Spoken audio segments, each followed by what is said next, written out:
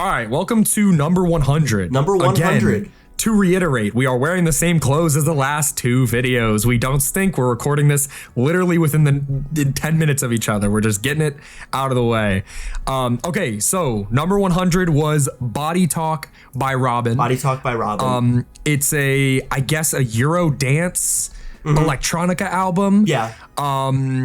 Would you like to start with my notes are kind of like as I was listening, and then I kind of have a definitive. Mine are both. It's kind of a mix of both, I would say. All so right. we'll be able to get it. And really quick, I was just gonna say, we have not told each other what we think of this one. This is one of the albums that we both have never listened to before. Yes, that's a good point. I meant to say that. We've both never listened to this. I guess we should have set this up in the last one. We do have a couple of rules for this. So if we've never listened to it before, no matter who it is, if I've listened to it and he hasn't or vice versa, we are not allowed to tell each other our opinions. So I don't know what he thinks of this. He doesn't know what I think of this. And we took some notes. But anyway, let's get into it. So if you want to start. Okay. Body Talk by Robyn. All right, so let's go. I really like this album a lot. I thought it was really good. I thought this album was fucking horrible. I thought Why? this shit was straight ass. So from the jump. Well, first of all, I know this is not really I don't really listen to dance Okay. music either, I would say. I like dance music though. I like dance electronica. If that shit's coming on in the club, I'm getting jiggy. Yeah, but this is not normal dance music though. It isn't. So from the jump, I was kind of floored that why this was on the top 100 even in the first place. It is a big problem because listen, again, this is a list with no Paranoid on it. Which is my favorite album of all time and is usually within a top 100 list. Like that's not just me giving out an insane take. That's a pretty cold take. Having Paranoid at least at the 100 spot, but we got this instead. Yeah. Well, I wanted to just, obviously that's true. And, my thoughts are pretty layered for this one. I didn't have a crazy amount to say. Like, I don't think we both do. Me neither. But I do have some interesting things. What I was going to say is, like, yes, it's horrible that, this is here and Paranoid is not. But I don't want to treat the album that way. I just wanted to listen to it for what it was. And absolutely.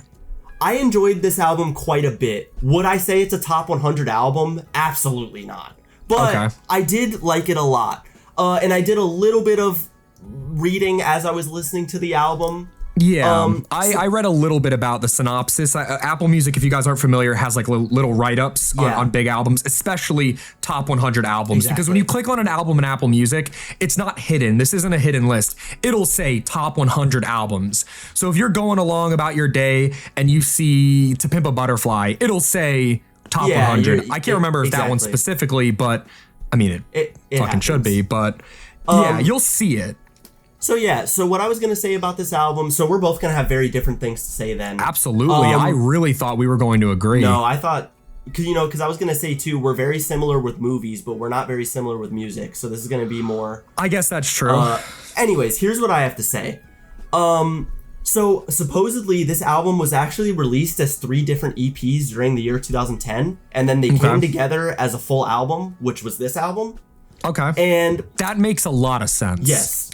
So, because what I was going to say is, listen, I like the album, and I was also trying to think of, like, okay, why is this on the list exactly? So, what I have to say here is, I did think I liked the production a lot. It was definitely a highlight for me.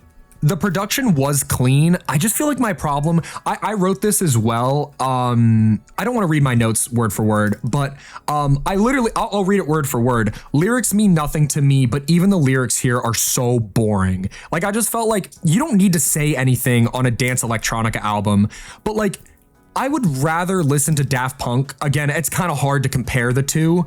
I'd rather listen to Daft Punk say Around the World for an entire fucking song than listen to this shit again. Okay, so here's what I have to say. Love the production throughout. I thought it was extremely catchy and engaging for majority of the runtime. I couldn't. I just found it so boring. My thing with this album is it really reminds me of that early 2010s era of electronic music. Absolutely. It's a very nostalgic type of sound, and obviously this is from 2010, so it was one of the starters of that sound, I would say. And I think that you can definitely feel the influence that this album has had, and I can also tell what it was influenced by in one particular case. Absolutely. Because, I was thinking of this album, and I'm listening to it, and I'm thinking about the content of it, because the lyrics of this album are extremely blunt and on the nose. I think that was the main characteristic that I noticed about it. For me, it kind of felt like kind of like a boring Charlie album. So I was going to mention Charlie, and I'll get to it. But what I was going to say is I feel like this album very much reveled in the fact that it had nothing to hide. And I like the idea of that. And the album to me seems to be like, here, this is kind of me reading word for word from my notes. All right, yeah, sure. Didn't really want to, but a lot of this album to me seemed to be about like the public perception of what it means, like not only to be a woman, but also to be on this type of stage. There was one song, and with I don't remember the name of the song, but there was one song, I know you know what I'm talking about, where she would just say random words. Yes. And I hated it. It was a terrible song, but I liked that. That was the first time where I felt like I was actually engaged. Mm-hmm. I also I just didn't find any of the, like, yes, the production was good, but I didn't find any of the instrumentals engaging or something worth revisiting. Yeah. So what I was going to say, much of the album was about that public perception. And no, for sure. It very much reminded me of Blackout by Britney Spears, which came out in 2007 and is definitely, in my opinion, the best Britney Spears album ever. It's the one that has Gimme More on it. That's the opening song. Yeah, no, I know. You've told me about that one before, for sure. So this album really reminded me of it a lot. The Britney Spears album is better for sure, and that's probably not on the top 100. So I don't think it is, yeah. So, you can pick that apart for sure. But this album to me felt like a portrait of someone who's very uncomfortable in their own skin, and it feels like even the melding, album cover, and it feels like the melding of like human and machine, and like becoming one with the music and losing yourself in the club. And a lot of this album, the way that the production and the lyrics complemented each other, it felt like someone being extremely personal, like bluntly personal about stuff, but as long as you're dancing and as long as it's getting faster and as long as that's happening, you can lose yourself in it. So all these personal ass like lyrics and stuff, I felt like it kind of worked to make something that was a little greater than the sum of its parts. And part of me is it's she trying to lose herself within the club, or is she trying to convince herself that these things don't matter? Or, stuff like that. And I was going to say, this album most definitely influenced Brat 100%. There's no way that it didn't.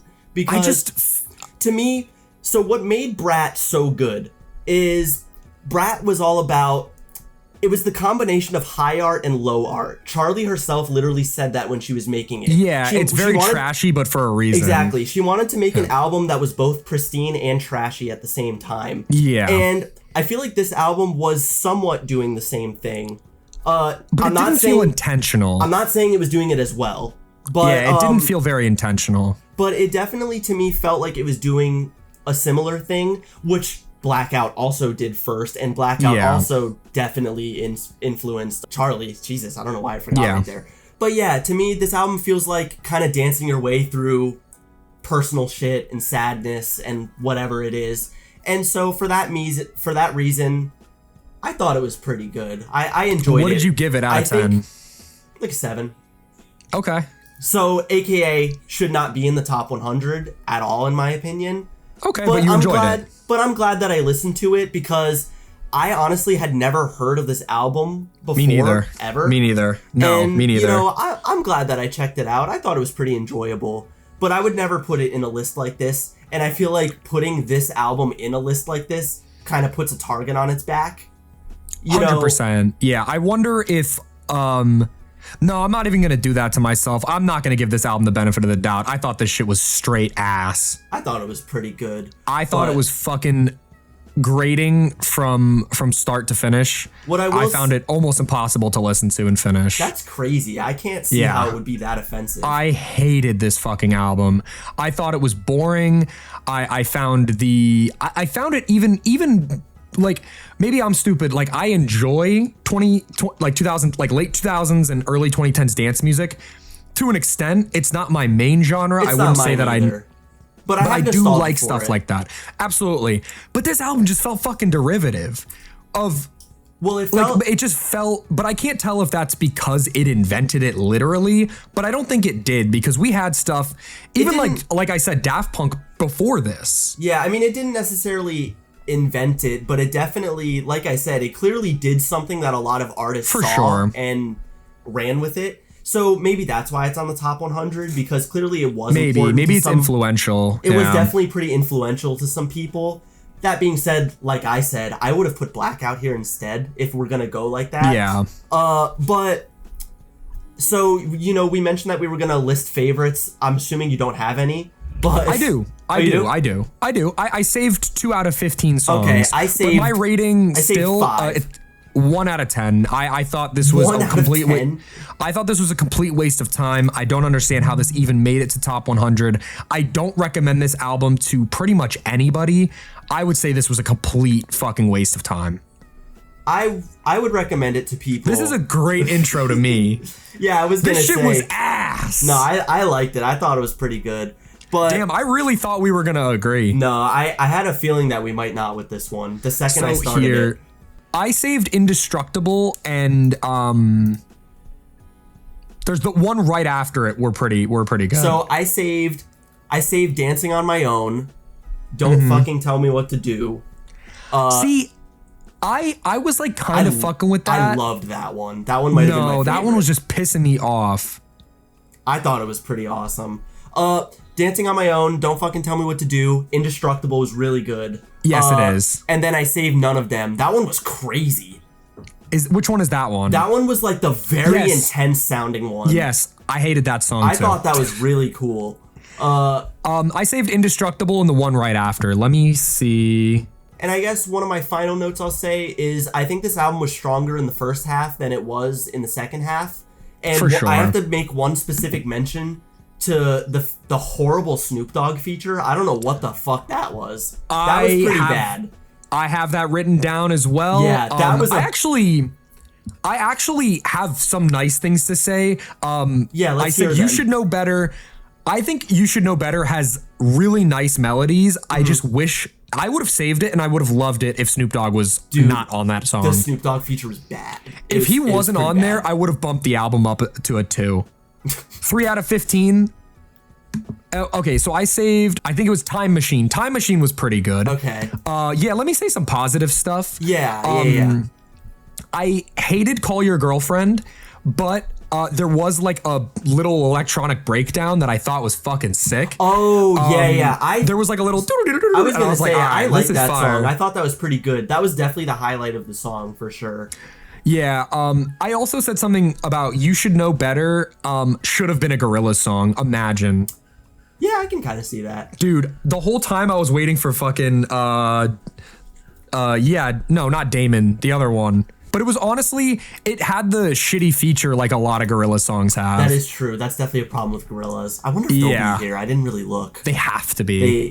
We'll have to see. I mean, come on, they have to be. Yeah, because we went through the top 100, but we didn't see. I mean, I don't really remember everything that was in there. Yeah, I just skimmed it. I'm sure Plastic Beach or something is on there somewhere. Demon Days. It's gonna be Demon Days. Let's be real. It would be, and we'll get to that if it happens. Yes, because I don't want to say my absolutely. opinions on any of those yet. If they are there, we'll save it.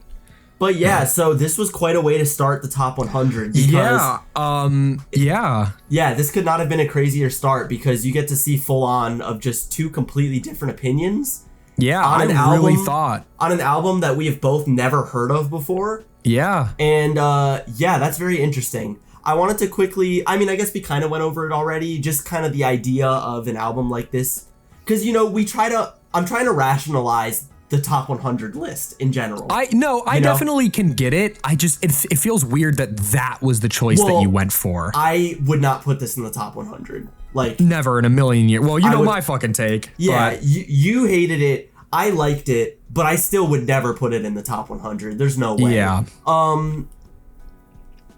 Yeah, I don't know if there's much more to say than that. I think there's other albums like this that could have been there. I understand the importance of this album. I can tell when I'm listening to it what it influenced. No, and I like absolutely.